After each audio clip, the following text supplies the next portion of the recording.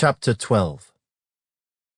Therefore we also, since we are surrounded by so great a cloud of witnesses, let us lay aside every weight and the sin which so easily ensnares us. And let us run with endurance the race that is set before us, looking unto Jesus, the author and finisher of our faith, who for the joy that was set before him endured the cross, despising the shame, and has sat down at the right hand of the throne of God. For consider him who endured such hostility from sinners against himself, lest you become weary and discouraged in your souls. You have not yet resisted to bloodshed, striving against sin. And you have forgotten the exhortation which speaks to you as to sons. My son, do not despise the chastening of the Lord, nor be discouraged when you are rebuked by him. For whom the Lord loves, he chastens, and scourges every son whom he receives. If you endure chastening, God deals with you as with sons. For what son is there whom a father does not chasten? But if you are without chastening, of which all have become partakers, then you are illegitimate and not sons.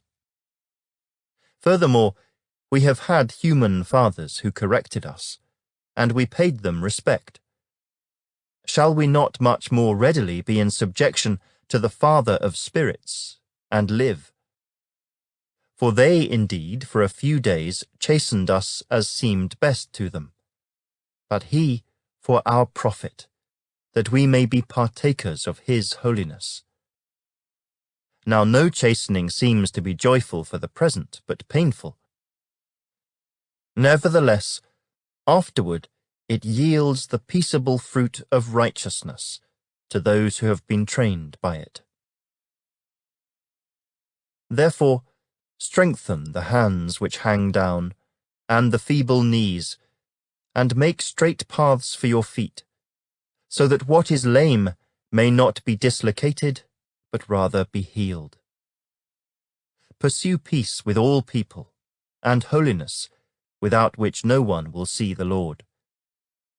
Looking carefully, lest anyone fall short of the grace of God, lest any root of bitterness springing up cause trouble, and by this many become defiled. Lest there be any fornicator or profane person like Esau, who for one morsel of food sold his birthright. For you know that afterward, when he wanted to inherit the blessing, he was rejected, for he found no place for repentance, though he sought it diligently with tears. For you have not come to the mountain that may be touched, and that burned with fire, and to blackness, and darkness, and tempest, and the sound of a trumpet, and the voice of words, so that those who heard it begged that the word should not be spoken to them any more. For they could not endure what was commanded, and if so much as a beast touches the mountain, it shall be stoned or shot with an arrow. And so terrifying was the sight that Moses said, I am exceedingly afraid and trembling.